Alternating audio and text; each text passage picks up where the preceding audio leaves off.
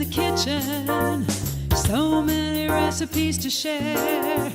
So many cooks in the kitchen with meals for you to prepare. We've got fruits and grains, veggies and beans, more healthy food than you've ever seen. So many cooks in the kitchen, plant-based meals to prepare. So many cooks in the kitchen with ideas we're happy to share.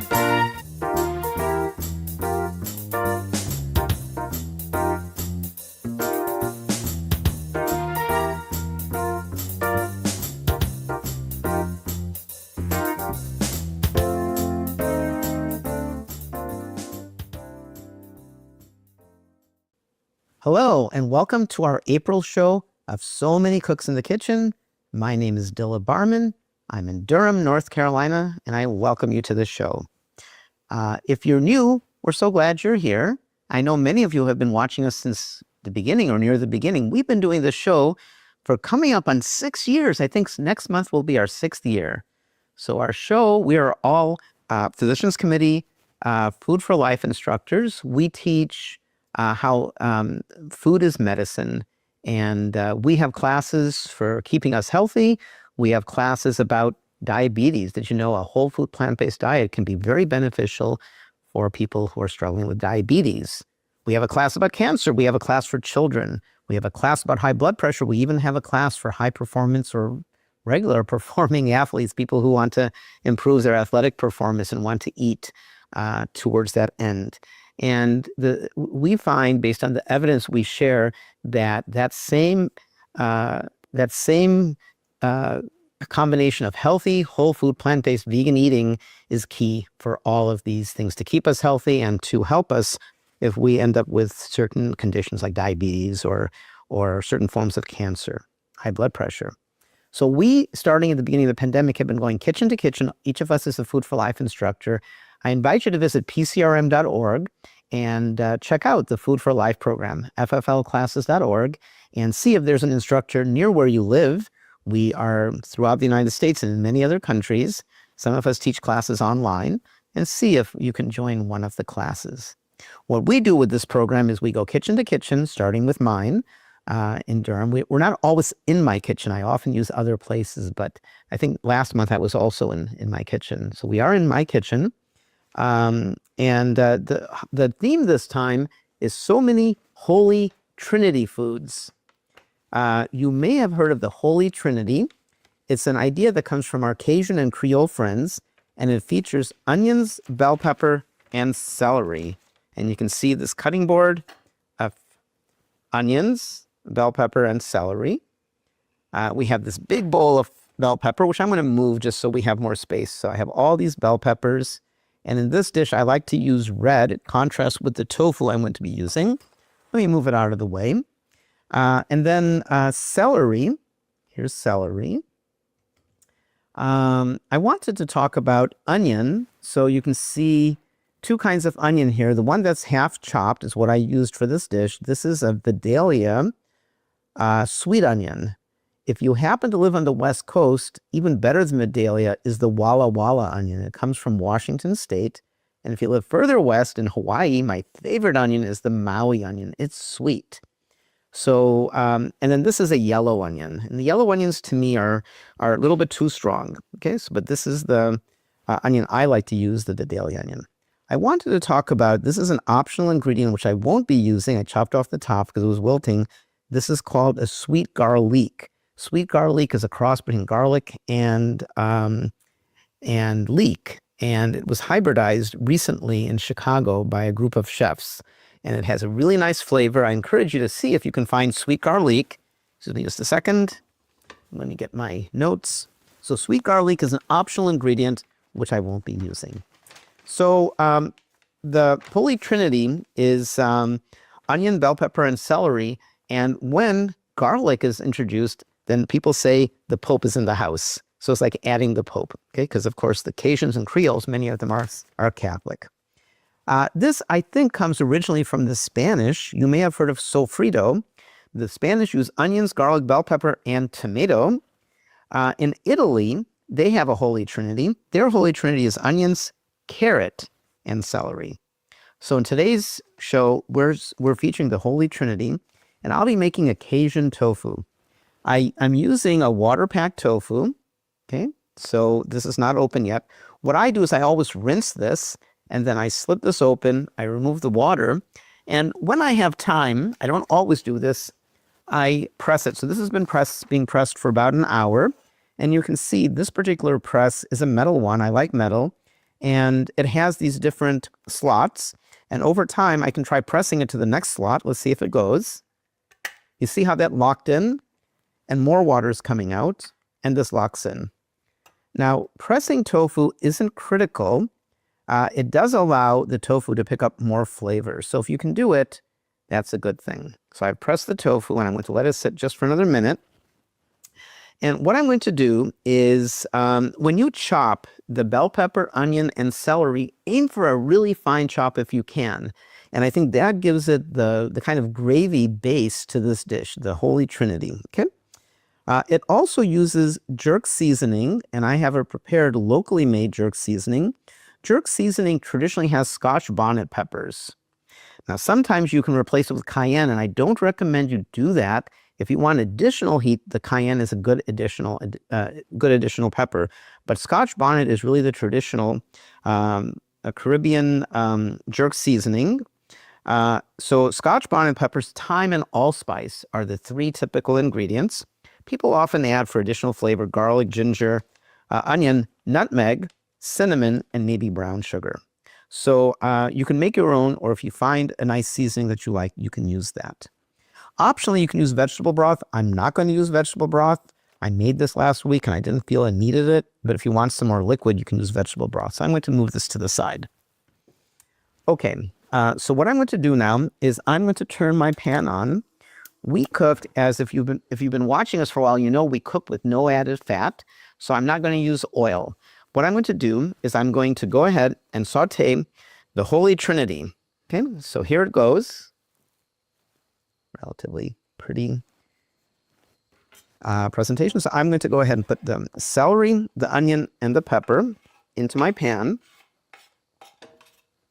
Okay, and especially since I cut it so fine, it's going to cook relatively quickly. I'm on medium heat, and that's one of the tricks for no oil cooking. If you cook on high, you may get some sticking. But even if you get some sticking, all you have to do is put some water in the pan afterwards and let it sit, and it will clean up. Okay? So I don't know if you can see it. It's not hot yet, so I can hold the pan with my hands. But there is the Holy Trinity, and it's going to form the base for this dish. Okay? Now, the quantities of the ingredients are in a recipe document, and somebody on the team can maybe flash up the link to our recipe document. Please ask questions anytime. I'm, of course, cooking right now, but my colleagues will see your questions, and after I'm done cooking, I will see your questions as well. We love answering questions, and after we're all done cooking, so for example, after my segment, I think Susanna Dickman is on next. She's going to be making a sauteed vegetable dish or pasta. I think Janan is cooking this show. I think Cody and Carolyn are cooking. But after we're all done, we'll come back to a formal Q&A, and we have some giveaways for you. So if you ask questions at that point, you'll be in the running for some giveaways. So I'm going to cook this down. Okay, I'm going to increase the heat just a little bit. When you're cooking without oil, if you go above medium, don't do it for long, and keep an eye on your pan. And you can see there's this absolutely zero sticking. Okay, of course, it's not that hot. And while it's cooking, I'm going to bring my cutting board back, and I'm going to chop the tofu. Okay, so I'm going to use my favorite knife. It's a new knife. I feel bad because I've always wanted to take a cutting class.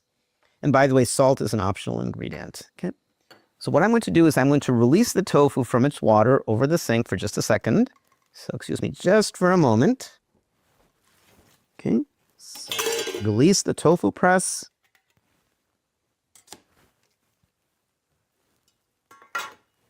Okay, so here's my tofu, and I'm going to chop it. I'm just going to refer to the way I wrote the recipe because I want to make sure I cook it the same way I described. Okay, So I suggest cutting this 14-ounce block of tofu into about 5/8 inch cubes, which means a little bit more than ½ inch. So here goes. I like the santoku knife. Again, it's new for me because these grooves help prevent sticking. So here goes. There's the 5/8 of an inch this way. Let's cut it this way as well. And then let's cut it this way. Now you can fine tune this, but I recommend that the tofu be cut uniformly. If you have some big pieces and some small pieces, it'll be a little bit odd. Okay. So I'm cooking, the tofu is ready to go. I'm cooking down the Holy Trinity.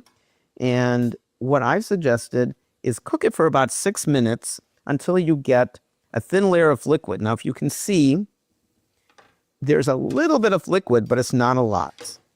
I'm not going to keep you 6 minutes. So I'm going to cook this suboptimally. I'm going to let it cook for another minute or so. Okay. One thing that I like a lot about Holy Trinity foods is that's a nice combination. The celery brings out a really nice flavor. And you can vary it. If you want, you can optionally add some garlic as well. So you can have the Pope in the house too if you want. I like garlic, but in this dish, I actually prefer not to include garlic, but suit your own preferences. Okay. You can see there's 0 oil required. Let's talk while it's cooking about oil. Oil is pure fat. If you like olives, enjoy some olives. They have fiber, but once you squeeze the olives, there's no fiber, and you get pure fat. And so we recommend trying to minimize oil. Do we suggest no oil? Well, some of us do use absolutely no oil. I use a little bit of oil here and there. When I cook tempeh, what I do is I put just a little bit of oil in the pan, and then I wipe it so there's a very thin layer, a trivial amount of fat, and then I cook my tempeh. Tempeh, which is a fermented soy product, does, I find, need a little bit of oil to brown. So I do use a little bit of oil here and there, but in this dish, you know why, totally from a culinary perspective, not from a health perspective, why I don't think oil is a good choice? Because as it cooks, water comes out, and water and oil don't typically mix. So I think even for people who do use some oil, I don't think it's helpful in this, and it's not necessary at all. This is a very flavorful dish. Okay? Do you see as it's cooking, the bottom is getting a little bit of liquid on it? I don't know if you may not be able to see, but as the time continues, then as this cooks, as it sweats, liquid is coming out. Okay? Can you see some of the bubbling of the liquid? Okay. So ideally, I'd like to let this cook for 4 more minutes or so, but I'm going to continue. And I'm going to go ahead and add the tofu. Okay? The tofu, actually, what I'm going to do now is I'm going to add some jerk seasoning before I add the tofu. So the jerk seasoning I'm recommending, my recipe calls for a ½ teaspoon. I generally don't measure, but I measured it for you. And here live, I'm just going to mix in. I'm going to put less than a ½ teaspoon because my daughter's going to have some soon, and she doesn't like spicy. So I'm going to put less than ½ teaspoon. I'm actually going to add, really I'm adding, I would call that like 3 pinches. We can always add more later, but I don't want to make it spicy. That would discourage my daughter from enjoying it. So I'm going to mix in the jerk seasoning. I'm not going to add the salt. Does anybody know why I'm not going to add the salt at this point? Because salt would mix well at this point. We don't need much. We need a couple pinches, maybe a 1/4 teaspoon. The reason is that salt is coarse and can scratch a pan. And so therefore, I prefer not to add salt at this point. Okay? Now what I'm going to do, if you can see the pan, right? It has the jerk seasoning mixed in. It has the Holy Trinity, which forms a nice gravy. I'm now going to add the tofu. So there goes the tofu.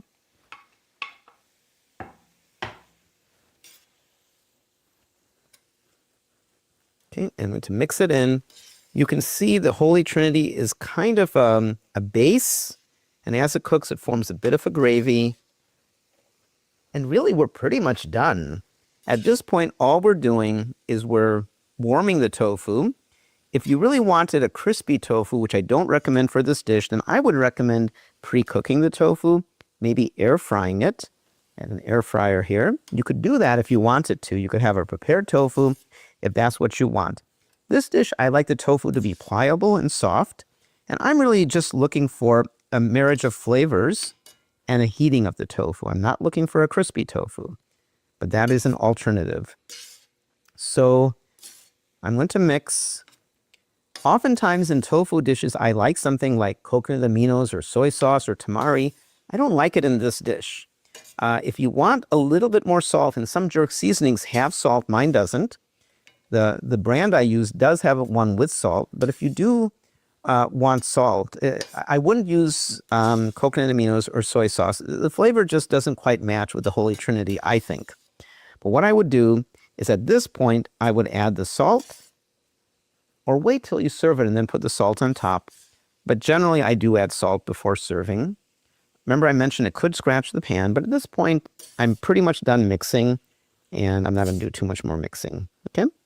So I consider that a success. I'm going a little fast because this is live, because we're, showing this on camera. So I'm going to add a little bit of salt. You can skip the salt. Some people avoid salt, and that's fine. If you don't want salt, you don't have to use salt. So I'm going to do a gentle mix, and I'm going to call that success. This is my Holy Trinity Creole tofu, Cajun tofu, sorry. It's a dish I invented relatively recently. My daughter quite enjoyed it, and so did I. My wife doesn't like tofu. It bothers her, so she didn't try it, but the tofu eaters in my family quite liked it. And I think this might become something I make reasonably frequently. It's quite good, at least for my daughter and me. Okay? So let's consider that success. And let me get a bowl. And I'm going to make a bowl of it.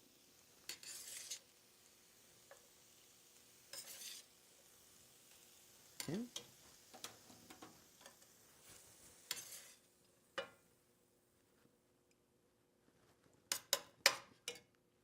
Okay.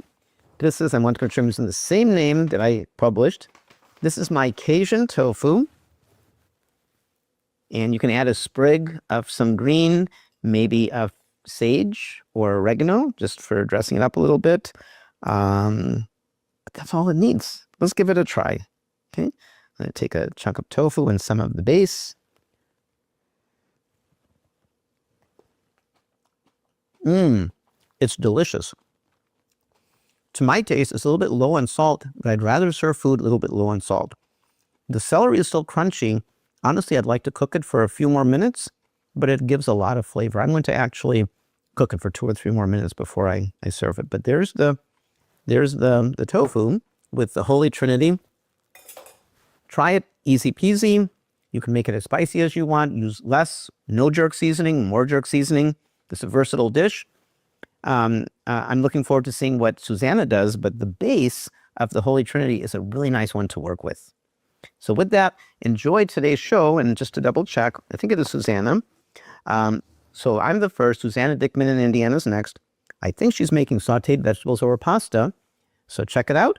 Please post any questions. I will be in front of the computer in a few minutes. I can see them. My colleagues can already see your questions. And I'll see you again during Q&A. Thanks for watching. See you soon. Over to Susanna.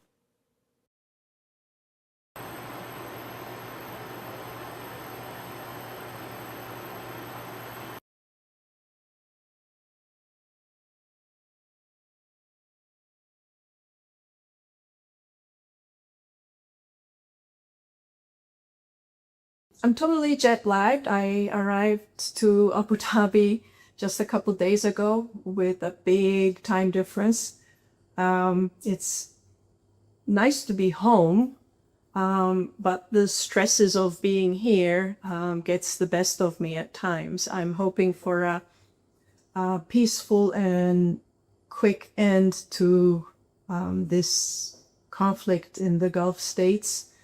I'm grateful for the UAE government for having protected all the residents and citizens here in an amazing way and having kept the peace in this country. today's theme is the Holy Trinity of veggies. And that in Italy, where my husband is from and where we go back and forth to, it is carrots, onions, and celery. I have already chopped some ahead of time. In most of the times they use the normal yellow onions.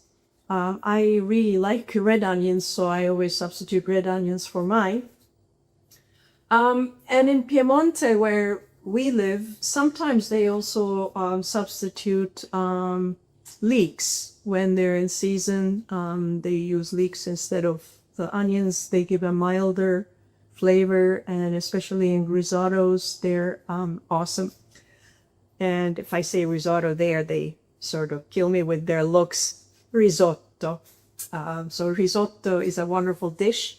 And the sofrito, as they call it, this threesome slowly cooked on a pan until they're translucent, is the base for many of the dishes that we eat in Piemonte and all over Italy.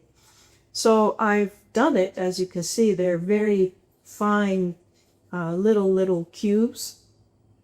This is called brunoise in cooking. I had to do a lot of that in cooking school to get them perfect, and it's really tough at times, but then you get the hang of it and it's okay. So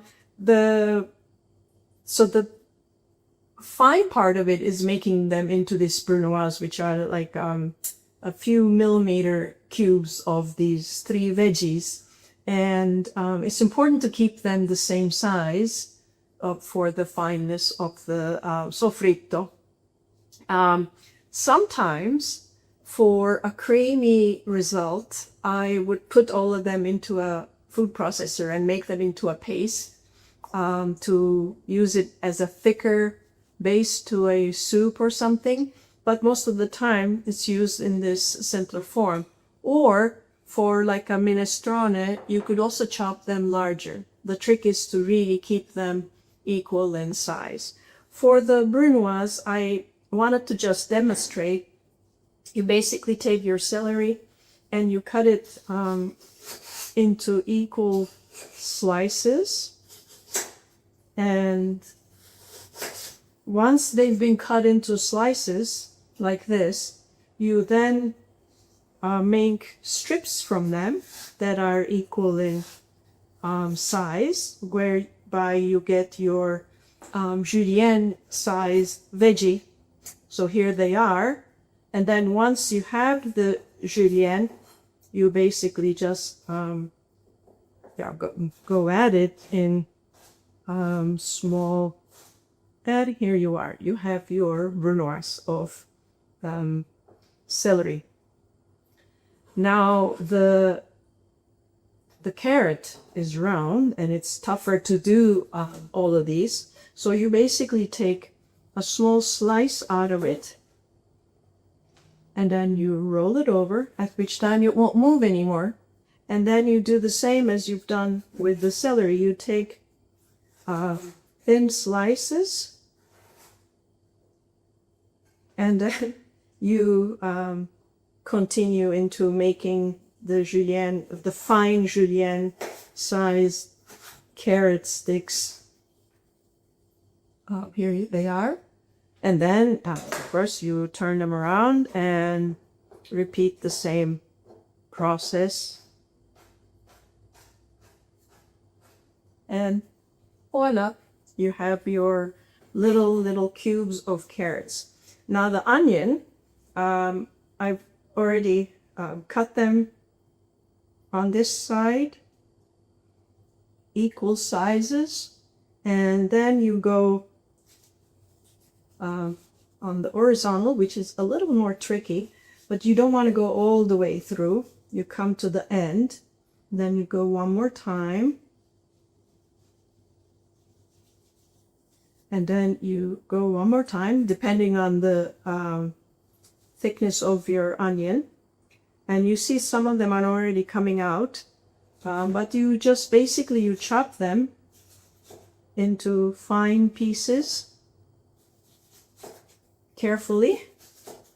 And then if they're not the tiny brunoise size, you fine tune it by going over them with your knife, always steadying it so you don't lose control, and then until you reach the desired size.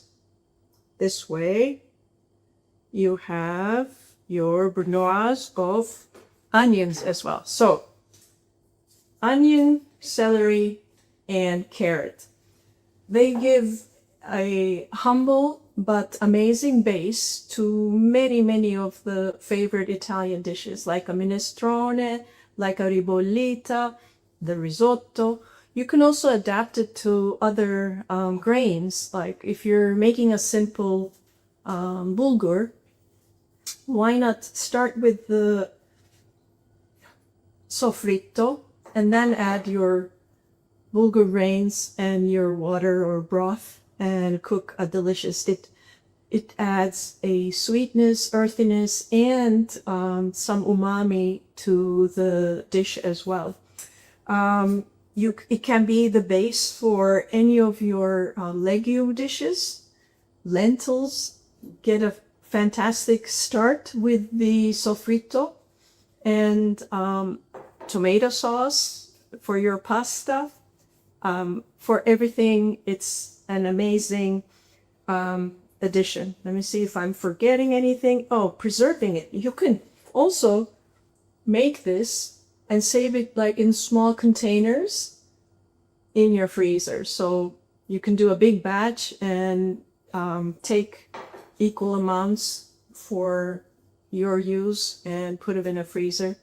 And my late mother-in-law, she used to actually make it and add salt to it and save it, preserve it in jars. She would give me jars of it as a gift. And she's no longer with us, but it's always, I remember the memories fondly. Now, how to cook it? I like using my favorite wok. This is an amazing wok that doesn't stick, even though it's not a non-stick, it's a stainless steel one. So this has become my go-to sauteing pan. I wish I could find a sauteing pan with the same brand, but I haven't yet. So the better, if you don't have a favorite wok like I do, the ideal thing is to have a flat pan with a little bit of sides so they can be evenly on the surface of the pan. You basically warm it up and then add your chopped veggies to it. The idea is to saute it for about 10 to 12, maybe 15 minutes on medium low to low heat. So gently, and stirring often so they don't burn, but they become gently translucent. So once they're translucent, they're ready to be used. One trick is to, after you add your veggies to the already warmed up pan, you can add a pinch of salt, which draws the liquids out of the veggies to give them a good start for the gentle sauteing process. But if you are a no salt cooking person, then skip the salt and just gently do the sauteing, adding some water every now and then if it's getting too hot and if it's getting sticky. So this is pretty much my presentation today. I have not made a dish because there are so many dishes to choose from, but I hope you do use a Holy Trinity of your choice. Not everybody I mean, in Italy, this is what it is. The onions, the carrots, the celery. But you can, of course, add to it garlic or other flavorings as well. And one more thing is we saute these for creating a base. But a trick is that in the summer, my lovely old neighbor, she would make tomato sauce, fresh tomato sauce, at which time she did not saute them. She put the chopped veggies and the fresh tomatoes that had been chopped or smushed all together in a pan and slow cook them into a sauce. So while most of the time, or let's say all of the time, it's used sauteed, this can also be used from scratch together with the tomatoes for a fresh summer tomato sauce. Okay, I hope you enjoyed this and you'll give it a try at home. And remember, you can use your favorite kind of onions or leeks as well. Now we go from Abu Dhabi all the way to the US to my friend Carolyn. And she has some goodies to share with us. Take it away, Carolyn. Bye, everybody. See you next time. Hi, it's Carolyn, and I'm a Food for Life instructor in Montgomery, Alabama. Today we're talking about Holy Trinity foods. So I'm in the South, so Holy Trinity foods usually refer to onion, bell pepper, and celery. So here in the South. So I'm going to start with those, and I've got my pan nice and warm. You go ahead and add that. So I understand that in other areas, Holy Trinity foods might refer to different things, like maybe throwing in carrots or ginger. So in some Asian countries, the Holy Trinity foods might include ginger instead of maybe the celery. So in the South, though, there's kind of a joke that with the Holy Trinity foods, the onions, peppers, and celery, that if you add in garlic, garlic is called the Pope. So we have the Holy Trinity and the Pope. So we're going to add the Pope in just a little bit. I have a little bit of water to add to my pan, just to keep it from sticking. Or you could add some vegetable broth. So I've already got vegetable broth ready to go too for the rest of the dish. Okay, so what I'm making today is Southern barbecued beans and greens. And we know beans and greens go together really well, just like the vegetables of the Holy Trinity, right? So beans and greens are a super good combination because they also give you a really nice hit of calcium, bioavailable calcium. So that's important that the nutrients in our foods are bioavailable, and that means available to us to use the nutrients for our bodies. So when you eat beans and greens, the calcium in them is really bioavailable. It's really something our bodies can use well. So, okay. This is getting cooked, looking pretty good.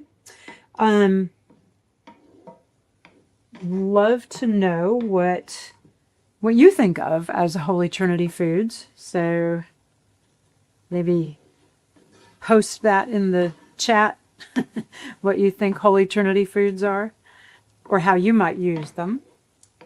I love the idea of Italian beans and greens. So you could also do an Italian version of this, maybe with red bell peppers, and some garlic, add the Pope, and then some cannellini beans and some rapini. That would be really good. So something more with an Italian flair. This is cooking along pretty well here. So looks good. All right, and it smells really fragrant. It's starting to get pretty well cooked. Okay, so I am going to, we just don't want the onion to be raw because that's not fun biting into a piece of raw onion in the middle of your dish. So maybe just a little more. Let me add a little broth to it this time. Give it a little flavor too. Okay. So the other ingredients in Southern barbecued beans and greens, besides the garlic, are some diced tomatoes and green chilies. Mild. If you want, you could go with spicy, and that's fine too. I am using this kind, the Rotel diced tomatoes and green chilies mild variant. Some pinto beans. These are low sodium store brand pinto beans. You could also use black-eyed peas because that would be very Southern. So I'm doing 2 cans of those. I have about a cup of frozen corn kernels that I thawed. So those are going to go in too. And then because it's beans and greens, I have greens, which this is freshly picked kale. And it's actually, growing right now in our garden. And it's about, 2 to 3 cups of torn, freshly picked kale. And then to make it really Southern, we're going with a little barbecue sauce. So I'm using my favorite brand, Stubbs Original. And this is the reason for the original is because it has 0 fat and only 5 grams of sugar total. Most barbecue sauces have 12, 15, 20 grams of sugar. And I know there are sugar-free barbecue sauces on the market, but they also have some weird other ingredients that I'm not real crazy about. So this one it's all ingredients that you know what they are, which is what I really like about this brand in particular. So, all right, that looks pretty ready. I'm going to add a little more water to keep it from sticking here. It looks ready to go ahead and add the garlic, the Pope. We're going to throw in the Pope into our Holy Trinity. There we go. Get it all out. I used 2 relatively large cloves of garlic, minced. And then you're just going to cook that for, 30, 45 seconds until it's fragrant. You don't want it to brown or anything, but, just kind of release its flavor a little bit. There we go.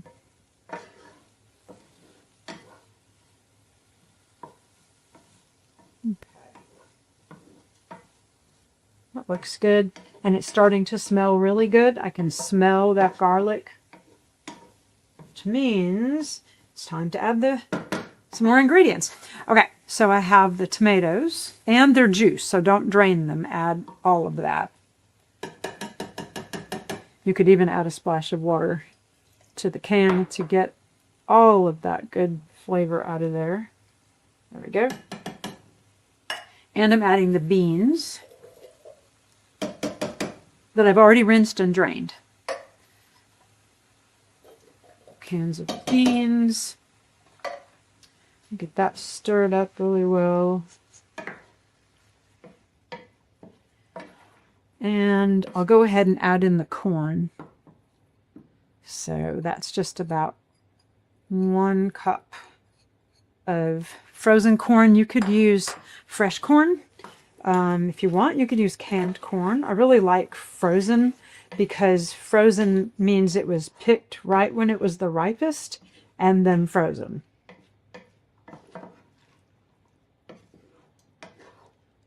So it's already looking really pretty. Lots of color.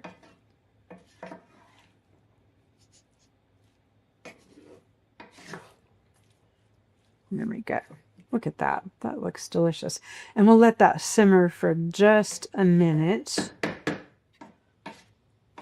Okay. Till the heat comes back up and it's a little bit bubbly. May add just a tad more splash of water to it so it's not going to stick. There are other brands of diced tomatoes and green chilies out there. So this is just one of the more common ones that you can find in most grocery stores. You'll probably find store brands also make their own. Like if you shop at a pretty major grocery store, then they'll probably have their own store brand of canned vegetables, and you'll find diced tomatoes and green chilies.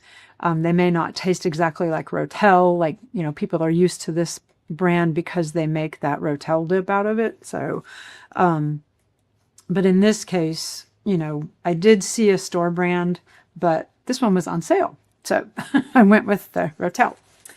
All right, starting to come up to a little bit of a bubble here, which is good. That looks just delicious. Look at that. It's very colorful. Oh, I'm losing some. Just trying to escape. Okay. And then once that cooks and the flavors get to know each other a little bit, we're going to add the greens, because, you know, that's a really important part of beans and greens, is the greens. So, yep, it's starting to simmer again. Okay, so I'm going to dump the greens in. That's a nice big pile of greens.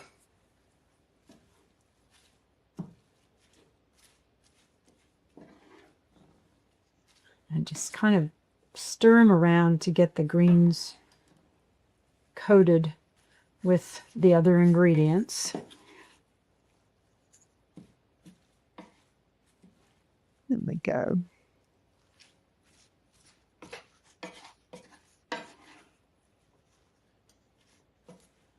Okay.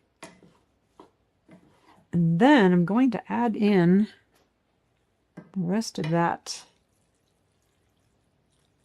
broth. And that was a low sodium vegetable broth. You can use your favorite vegetable broth. Make it yourself. You know, homemade vegetable broth is always a really good option. Or you could use better than bouillon. And, you know, you can reduce the sodium by using less of the better than bouillon paste mixed with hot water or boiling water. All right. And once we get the greens all nice and coated and starting to cook down a little bit, keep having an onion that wants to jump out. Okay, once you get it all cooked down a little bit and the greens are starting to actually, you know how greens get really small, like especially spinach. Now kale doesn't do this as much. Collards definitely don't do this as much, but they do cook down. They get smaller. Okay, so once that's all accomplished, and you can see that the greens are starting to really incorporate, we're going to add about 1/4 of a cup or more if you like, you know, barbecue sauce. And 1/4 cup is the same thing as 4 tablespoons. So I'm going to do 4 tablespoons. There's 1, 2, 3, and 4. All right, that's probably plenty. And you can always have extra barbecue sauce on the side for serving. Okay. And then we'll stir that barbecue sauce in too.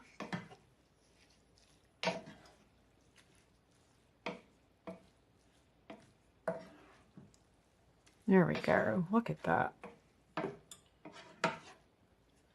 Okay, so it's kind of soupy right now, but we want it to cook for, you know, 5 minutes or so, 5 to 10, to really let the flavors incorporate. I'm going to add some fresh cracked black pepper to it too, because that's really good. You could add a pinch of salt if you want to. I think my vegetable broth already had some salt in it, so I'm not going to add a lot more, but look at that. This is delicious. And it's really nice served over maybe some brown rice for a bowl. So you could have a bowl that has brown rice and maybe some roasted sweet potatoes, and some of this in the bowl. I mean, it would just be a really nice combination bowl. If you want to make it really southern though, serve it over grits. Make some savory grits. I always make my grits with vegetable broth in it because it gives it that really nice savory flavor. And that would be a really good combination. with some maybe chopped fresh green onion over the top of it, or pickled jalapeno. Pickled onions would be really good, very southern. So look at that. Okay, so there's so many different variations of beans and greens, but I really like my southern barbecue beans and greens variation. So there's so many different ways you can use beans and greens and use the Holy Trinity vegetables in pretty much, soup, stews, just about anything you want to make. So, but do give this a try. I'd love to hear if you try it and what you think. But yeah, it's a favorite, and really good with cornbread too. That's a really good addition to this, and some roasted sweet potatoes. That would be fantastic. So maybe put in the chat how you might serve it, or how you might change it up to make it, instead of Southern, make it Italian, or make it Tex-Mex. So what would you do differently? Love to hear about that. And I think that I am kicking it back over to Dilip for Q&A now. Is that right, Dilip?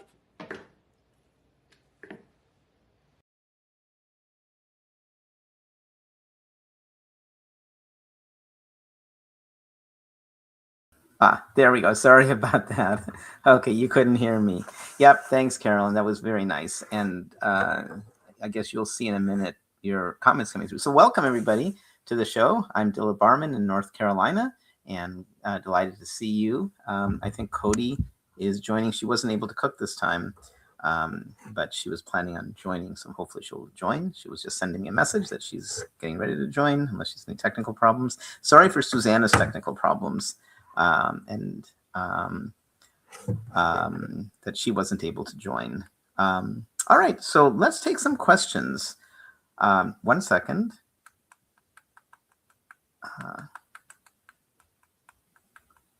Okay.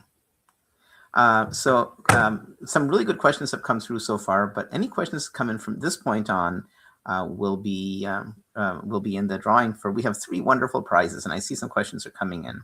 So Janet, sorry to you. I saw your comment that your questions were not showing up. So I don't know what happened, but now they are showing up. So my Q&A question: what side dish starch would you serve with your Cajun tofu? Really anything. Rice goes great with it, and I think that's how I served it when I was practicing making the dish. I invented this dish a week or so ago. Rice goes great. One of the stores I shop at has a nice new mix of purple, brown, and red rice, and it's on sale, and it's so good. I had it, served it for dinner yesterday, and while I was cooking, I served myself a small bowl because it was just so tasty. So it would go great with that. It would go well with mashed potatoes. If you want sweet, mashed sweet potatoes would go well with that.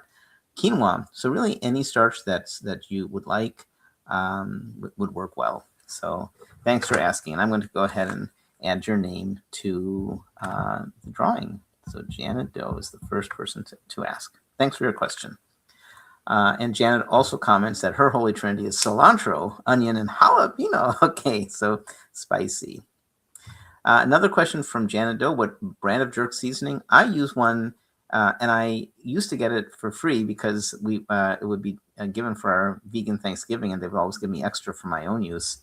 It was called Pluto's, but I haven't seen it in the store recently. It's local. It's made, and I know the guy who does it. It's made in Carborough, North Carolina. So if you're in Carborough, you can buy it. Otherwise, you may not be able to get it. Okay, let's see. I have some questions too. And Scarlett has a comment that, yeah, Carolyn's dish does look a lot like a Mexican casserole. I agree with that. Okay, Hyacinth, good to see you here. Let me write your name down. So Hyacinth is in the running for one of the prizes. We have great prizes. And before we do that, let's bring Cody aboard. So Hyacinth. There's Cody. Hi, Cody. You have Hello. Hi. Can you hear me okay? Yeah, can you hear us as well? Yep. Yeah. So we're working with Q&A, and we missed you. I know that you weren't able to cook this week. I know you've been busy, but I'm so glad that you're here for Q&A. Yeah, thank you. Glad to be here. Yeah, and I have some cool questions for you. But Hyacinth has asked the question, can one add potatoes with the dishes? So let's see what you have to say about this, Cody. But with Holy Trinity, it really forms a gravy. And I know you, because you weren't cooking, you haven't done much experiments, I don't think, with the Holy Trinity, but I'll bet you have some good things that are like Holy Trinity you might want to talk about. But So, oh yeah, sorry. Go from ahead. my point of view, the Holy Trinity really forms a gravy. And so in my Holy Trinity with onions, red peppers, and celery, um, you can add potatoes. And in fact, I did last night, as it turns out. So I made dinner last night, and that's exactly what I did. I boiled some, I peeled, and I chopped some baked potato into Mhm. large bite-sized pieces. I made the Holy Trinity, and then I put the potatoes in, and I put some additional seasoning in. One seasoning I added was truffle salt. Mm. So Cody will tell you, and I will tell you, try not to.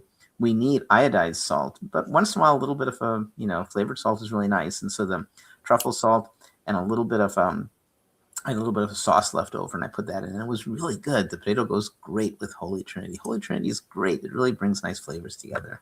Did you have any thoughts on that, Cody?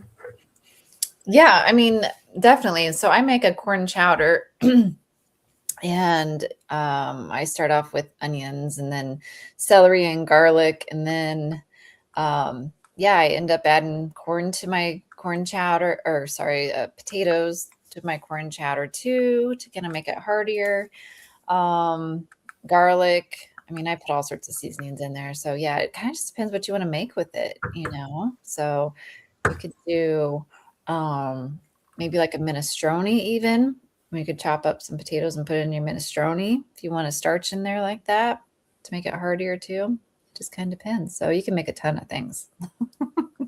You gave me a good idea, Cody. When you're talking about minestrone, you could take and I can't remember what it's called, but you might remember that really really small pasta. It's like sometimes we use it when our kids are very young, like an alphabet soup kind of thing. Mhm. I don't remember what that's called, but that would be nice with the minestrone.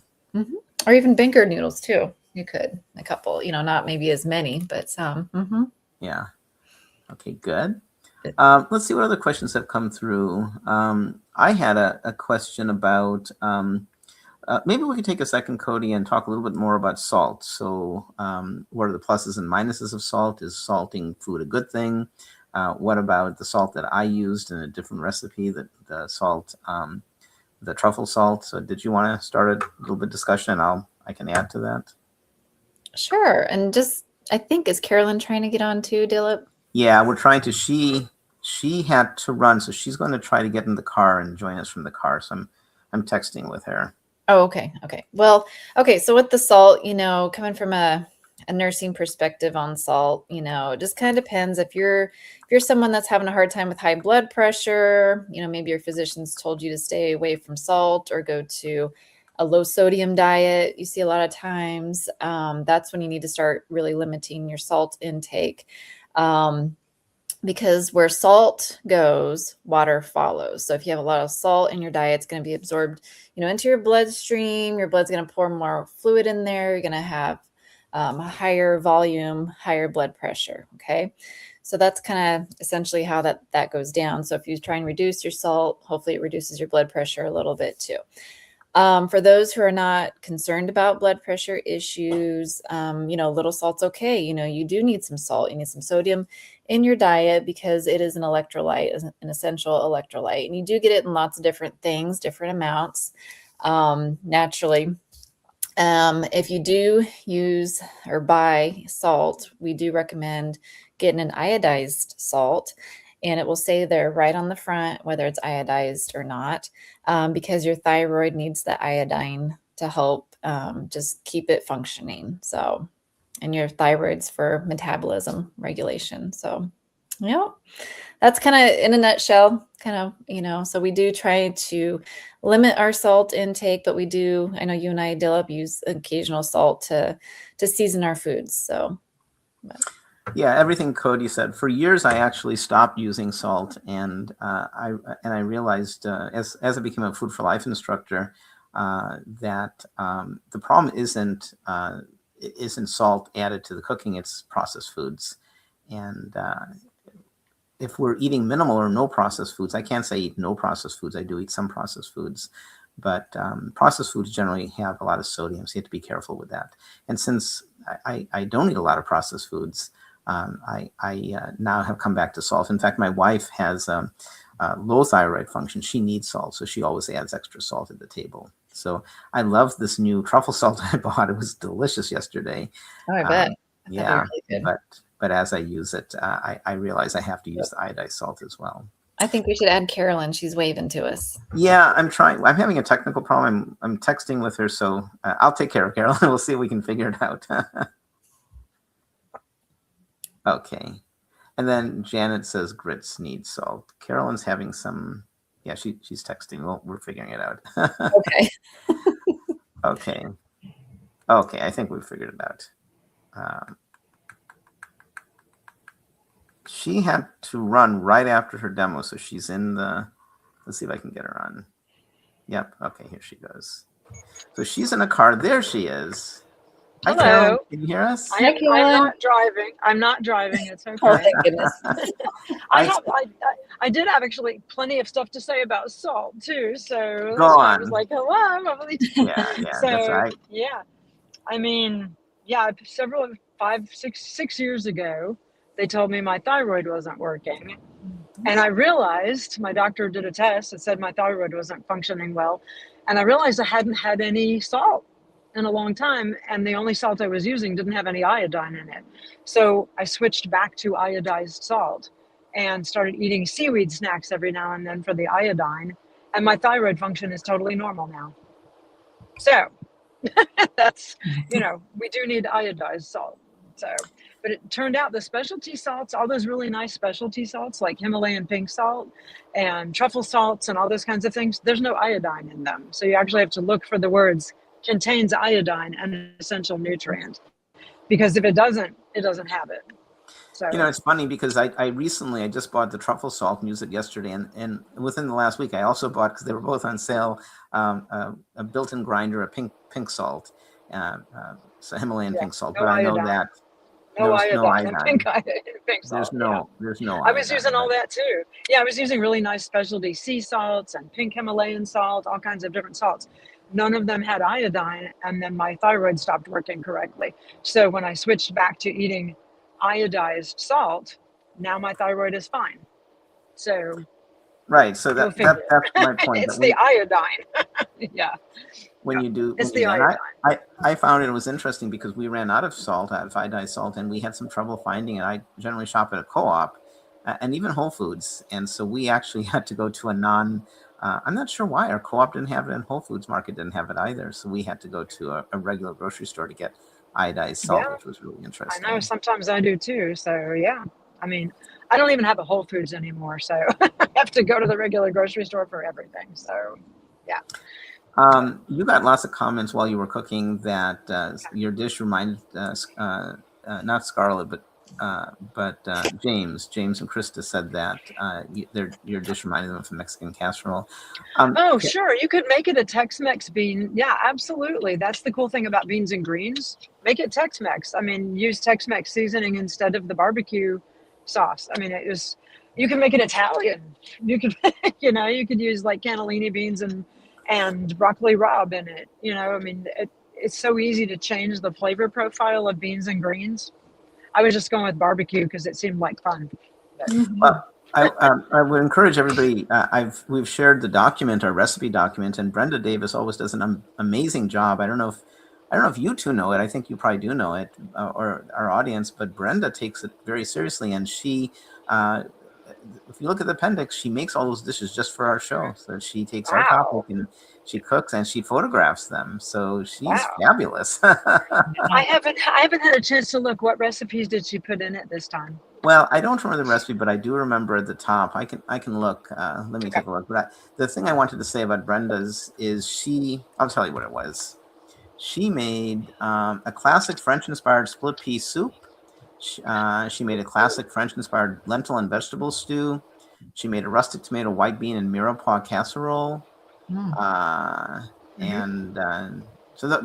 So those are three excellent recipes, and And I'm Wow. pretty sure she made them just for the show because she usually does. But the point I was going to make is she has an excellent discussion. Yeah, she has an excellent discussion about this Trinity, and she said it's not just the French or the Italians; it's many, many cultures. And in some Indian Yep. cultures, not my mom's. My mom avoided onions and garlic, but in some Indian culture, often use onion, garlic, and ginger as a base. In China, it's garlic, ginger, and scallion. And then, as we mentioned, when the Pope is in the house, and garlic is included, and some Italians add tomato as well. So there's different trinities, and the idea of the Holy Trinity, that name comes from the French and the Italians. But this Right. idea of three things that mix well.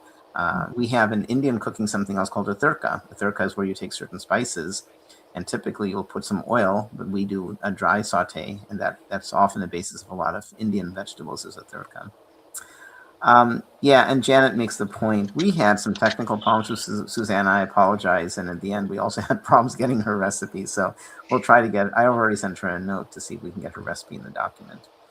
There was a question from Krista for you, Carolyn, and that is, did you use pinto beans? I did. You could use, so I did use pintos, but you could also, if you want to make it really southern, use black-eyed peas, and that would be delicious. Another question for Carolyn, also from Krista. Would any bell pepper work? I am not fond of green pepper. Yes. I mean, I frequently just go back and forth between red bell pepper, yellow bell pepper, orange bell pepper. You know, it's just whatever I had in the fridge that I used. So, you know, yeah, any bell pepper. Even those little bitty, those really cute little, what are they called? They're like little bitty peppers Yeah, that are I sweet. bought some yesterday. They're really good. Yeah, just use like a half a cup of that one Do either of you guys instead of like. know? Do either of you guys know, is the yellow or red or orange bell pepper any different from the green bell pepper, or is it just different stages of maturity? No, they are different. Okay. It's not just different stages of maturity. It's you actually grow red bell peppers to be red, and a lot of people will pick them when they're still green, but there are some bell peppers that are like meant to be green, and they're not going to turn red. They might turn sort of a deeper green that almost looks purple eventually, but the yellow ones they're grown to be yellow. They're going to start out green and then start turning yellow. Red ones start out green and then they turn red. So there are different varieties of bell peppers. They're all very related, but they aren't all the exact same thing with different stages of maturity. They're really different varieties of the same plant. So Yeah, Janet also didn't know that.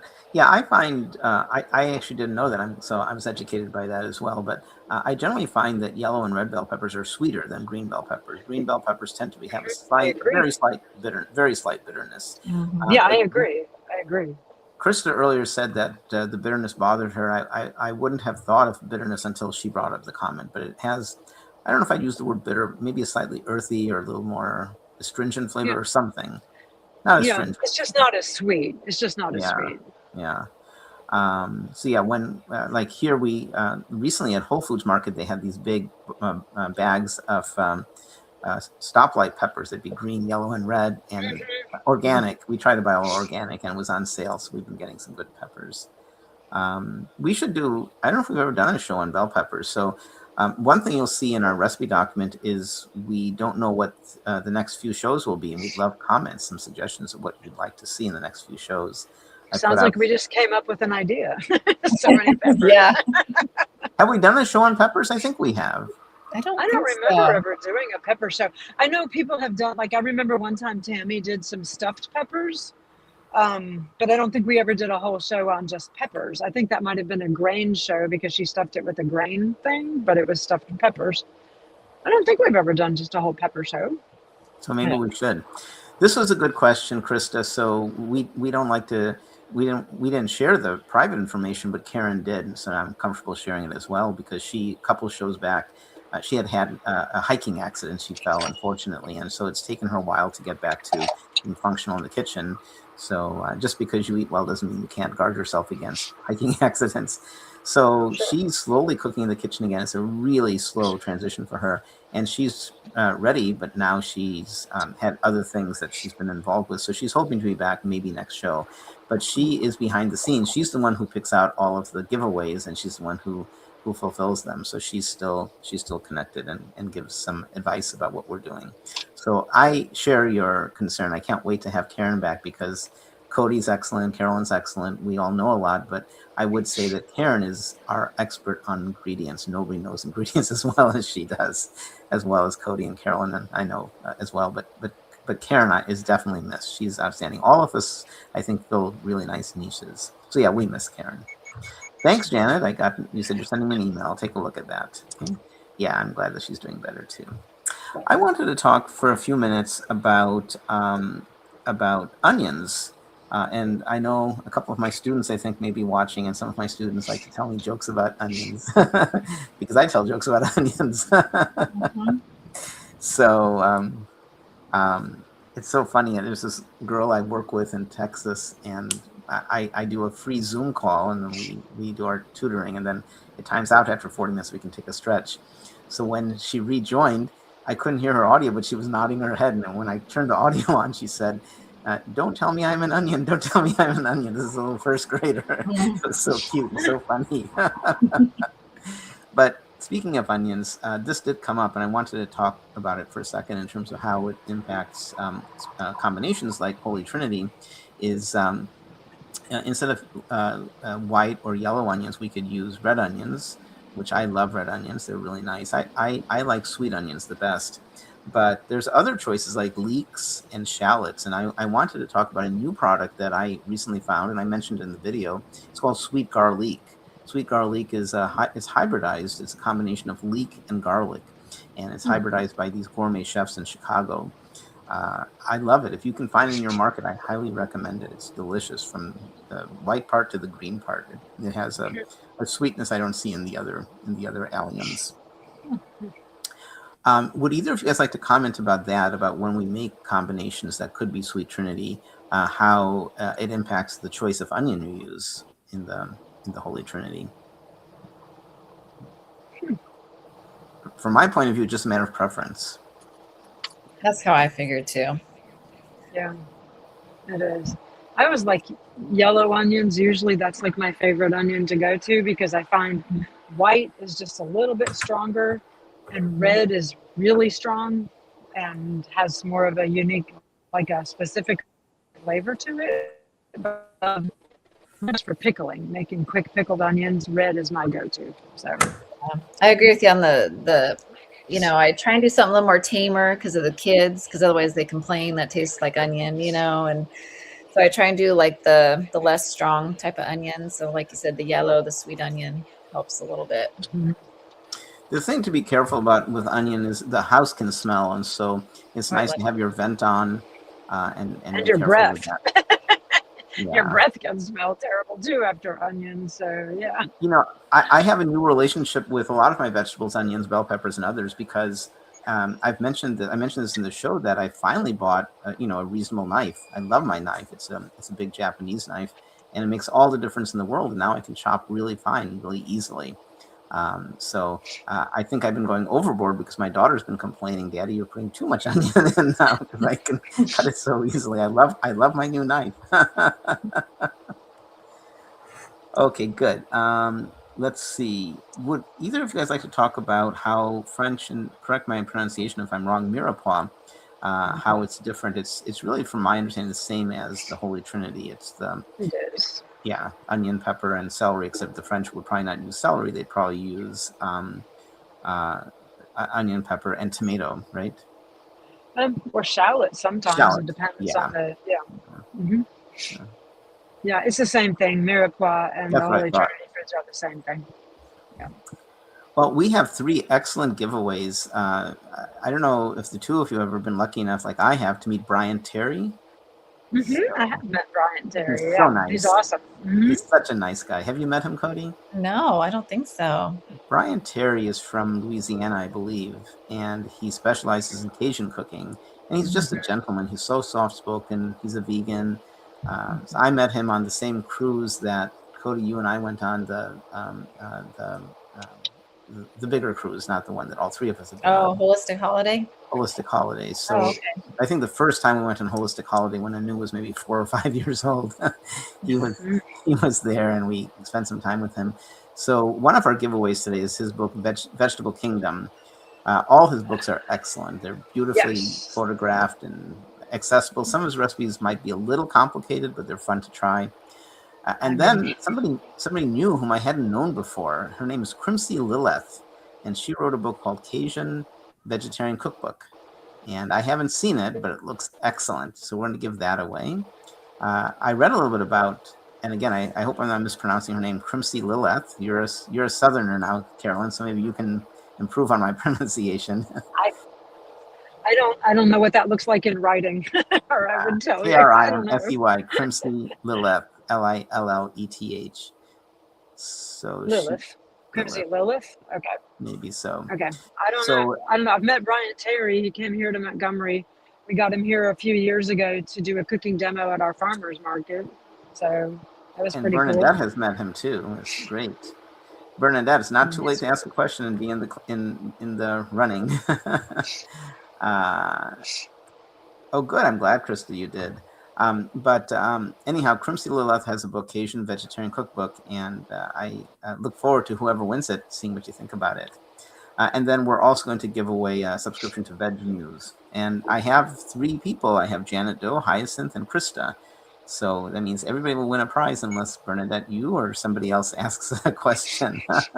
And Janet, you sent a message. You said you sent me an email, and I don't see an email. So if you want to reach, I got it. Okay, thanks. I got it.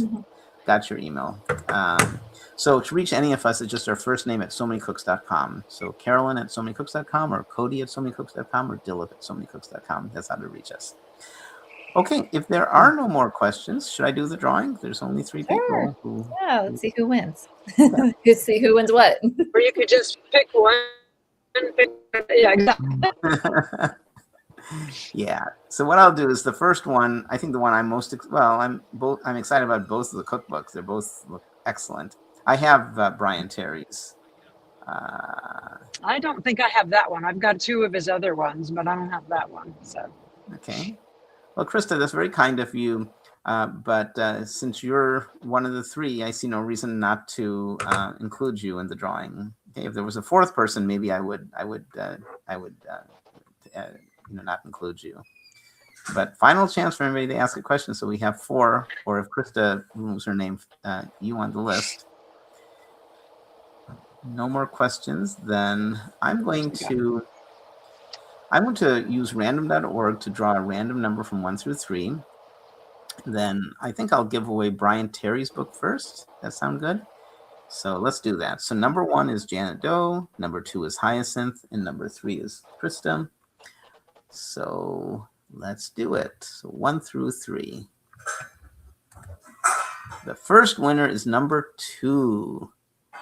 So number 2 is Hyacinth. Hyacinth, you get Brian Terry's book.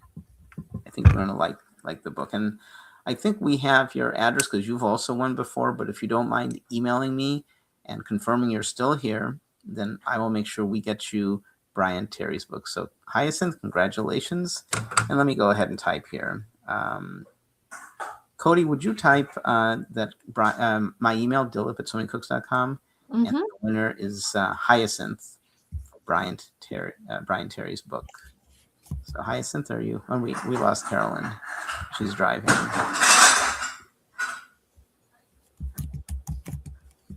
Okay. All right. So Hyacinth, are you here? I'm going to give you a couple more minutes while I drew the next drawing.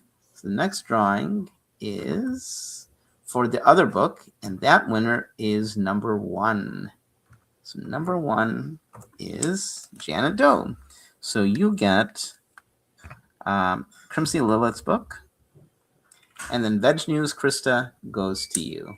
So let me just summarize that. So Brian Terry's book goes to Hyacinth, but you have to confirm that you're here. Crimsey Lilith's book goes to Janet Doe, who is here. And Veg News goes to Krista. And Krista, I know we have your address, but please send it again just so we have it handy. Okay, so Veg News goes to Krista. Okay, good. All right. Krista, you're going to find Veg News is a very different kind of magazine than Vegan Journal. Okay. And Carolyn just sent me a message. She's going through a rural area in Alabama, so not many cell towers. So we may not hear from her again. Okay. Did we hear from everybody? And will you all send emails? Let's see. Janet, you'll send an email, and you already did. And Hyacinth, are you here? Will you send an email? Okay. We will hope that we get an email from Hyacinth. And then, of course, Krista. All right. So, Cody, what ideas do you have for our next few shows? Let's see if these stimulate any thoughts. Thank you, Krista. I do like the pepper idea. I think that would be fun. Let me write that down. Okay. And then I don't know, maybe something from our garden. Like if anybody's able to or this time of year, what we would harvest, so like something quick growing next month, like radishes or carrots. I don't know. Fresh garden vegetables, fresh summer vegetables, something like that. Yeah. I was thinking of radishes. Do you think that's too narrow a choice? A show on radishes? You're the one. Yeah, it might be a little bit. I'm not a huge radish fan. I do like to roast them because it sweetens them up, but otherwise they have too much bite for me and my family typically. So mine would be very plain if I had to do radishes. It'd just be roasting them and talk about that. But I guess I don't really know any other recipes with them unless you slice them up and put them in salads. So I don't know. So maybe not radishes. So I like the idea of peppers and maybe, yeah.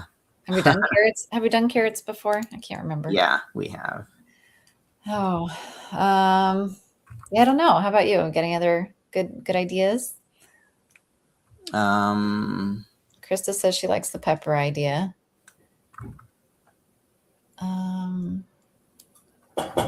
Or different lettuces or different greens, or I like the idea of lettuces. We've never done a show on lettuces because there are a wide variety of lettuces. I bought a couple days ago. I like it's called butterhead lettuce, and it's delicious. It's quite creamy and tasty. We love arugula. It's another lettuce. Romaine has a great bite. Might be good to do a show on lettuces, and it doesn't have to just be salads. You know what I occasionally do? I haven't done it in a long time. I'll make a savory dish, a potato and bean dish or something, and then I won't cook it, but I'll chop something like romaine and serve it in the dish, and you get a nice crunch and a freshness. And that might be something fun to do. That sounds really good. Yeah. Krista's asking about a breakfast show. We've had brunch shows, I think. So yeah, it's been a while. This is next month is our 6th year show, and we can certainly come back to some themes again. What Brenda has suggested is that we should. She said there's so many beans. We did our first show was on beans, lentils, and then at her encouragement, we did a show on black beans. So maybe it's time to do another bean show. So maybe a red bean show or something like that. Yeah, kidney beans or something like that. That'd be fun. Yeah, something different. You can more or less interchange lots of different beans, but they do have their own characteristics and certain foods they shine in. So it might be worth doing a bean show. Yeah. Sounds like we got a handful of good ideas already, Dilip. So we can kind of start with that. Yeah. Kind of put that out there on our instructor Facebook page and see what people want to do. Yeah, I agree with you. Let me put up one last time the QR code for our for the recipes, and I did send Susanna a note to see if we can get her recipe. I'm sorry we had technical problems with her. This is something really Cody and I should be doing on our own, but if you don't mind, humor me for a second. StreamYard keeps adding new features, and I did this. Let's see how this works. So now we can do a poll, which is kind of cool. So if you can humor me for a minute, that I didn't know how it would look. So I guess when you type something, it's going to update the poll, I guess. Oh, neat.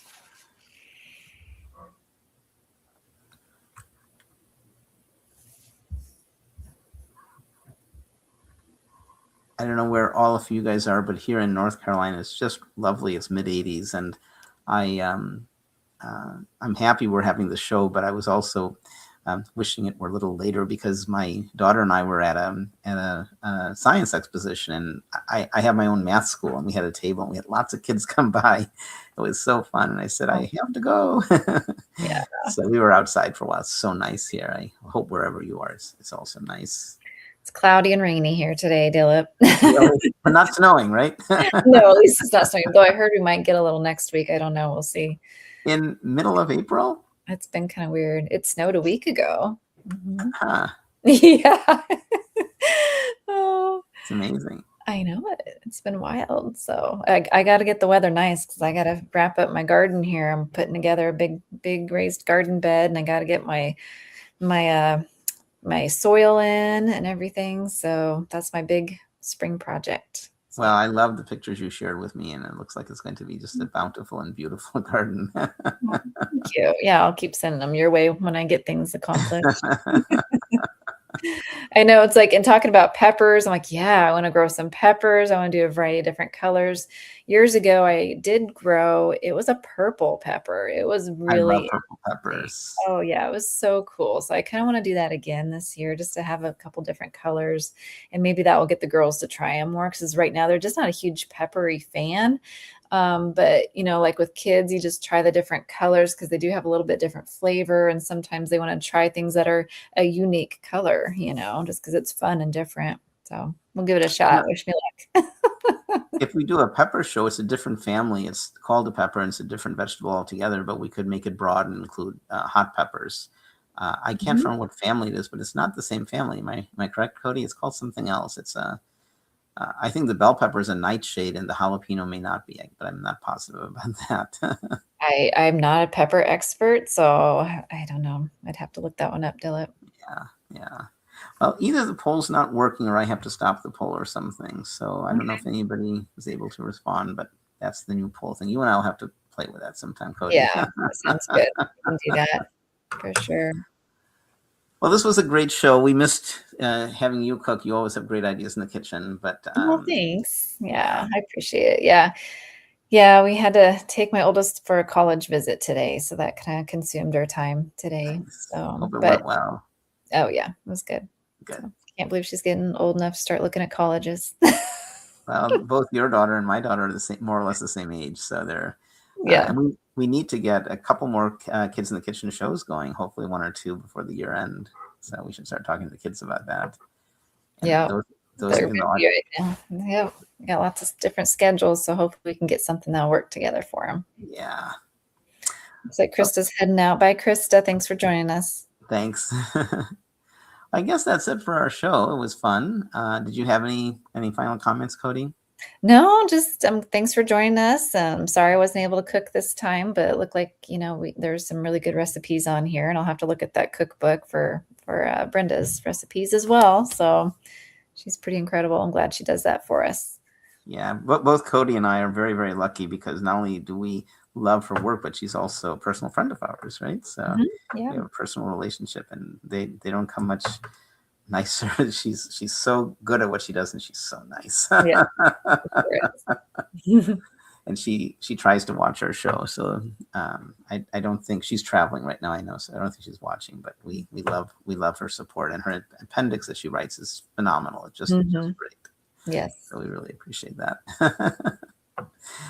Well, thanks everybody. We'll look forward to seeing you. I have some possible dates. We haven't even nailed the dates down, but we got lots of great ideas here, and I'll share them with my fellow cooks in the kitchen and see if we can schedule something very soon. Yeah, sounds great. Thanks for joining us, everybody. Have a good weekend. Yep. Bye-bye. Bye. So many cooks in the kitchen, so many recipes recipes to share. So many cooks in the kitchen with meals for you to prepare. We've got fruits and grains, veggies and beans, more healthy food than you've ever seen. So many cooks in the kitchen, plant-based meals to prepare. So many cooks in the kitchen with ideas we're happy to share.